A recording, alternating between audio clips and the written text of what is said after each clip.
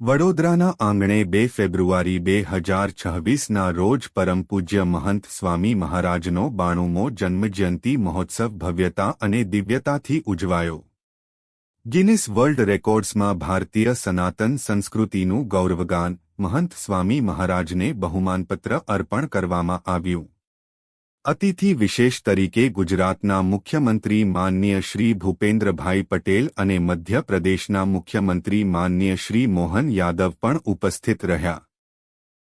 મહંત સ્વામી મહારાજની દિવ્ય વાણી આધ્યાત્મિક પ્રભાવ અહંશૂન્યતા અને ઉચ્ચ આધ્યાત્મિક સ્થિતિને દર્શાવતી વિશિષ્ટ વિડીયોની સાથે બીએપીએસ સંસ્થાના વરિષ્ઠ સંતો દ્વારા મહંત સ્વામી મહારાજના દિવ્ય જીવન ગુણો અને કાર્યો પર વિશેષ પ્રકાશ પાડતા મનનીય પ્રેરક ઉદ્બોધનો કરવામાં આવ્યા હતા.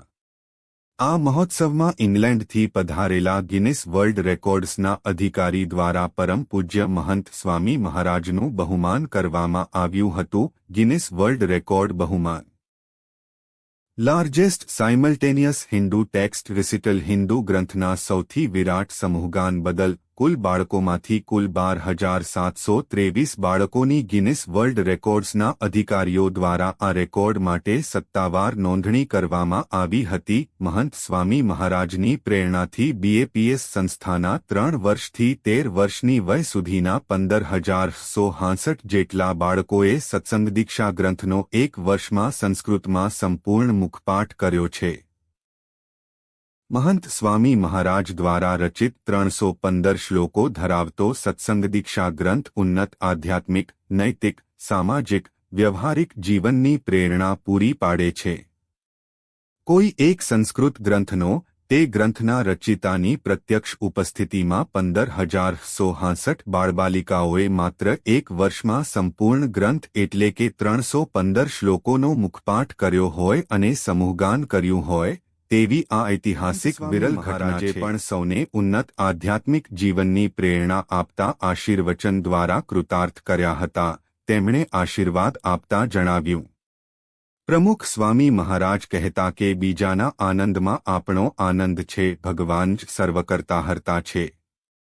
શાસ્ત્રીજી મહારાજે ખૂબ પુરુષાર્થ કરીને આ સંસ્થા સ્થાપી છે. યોગીજી મહારાજ અને પ્રમુખ સ્વામી મહારાજે તેનું સંવર્ધન કર્યું છે. આ સંસ્થા સિદ્ધાંતને વરેલી સંસ્થા છે. આ સંસ્થા સંપની સંસ્થા છે. આ સંસ્થા તે સમજણની સંસ્થા છે. આજે જે ગિનિસ બુકનું સન્માન મળ્યું છે તેની પાછળ આ બાળકોની કઠણ મહેનત છે અને આ સન્માન તમામ ગુરુઓને સમર્પિત છે. સંતો, કાર્યકર્તાઓ અને વાલીઓએ ખૂબ મહેનત કરી છે. આ તેમનું સન્માન છે. સમગ્ર કાર્યક્રમને અંતે લાખો દીવડાઓ દ્વારા સમૂહારતી સમયે હૃદયંગમ વાતાવરણ સર્જાયું હતું. આ જન્મજયંતિ સમારોહમાં બીએપીએસના 800 સંતો તેમજ અંદાજે 2 લાખ જેટલા ભક્તો ભાવિકો સ્થળ પર ઉપસ્થિત રહ્યા હતા.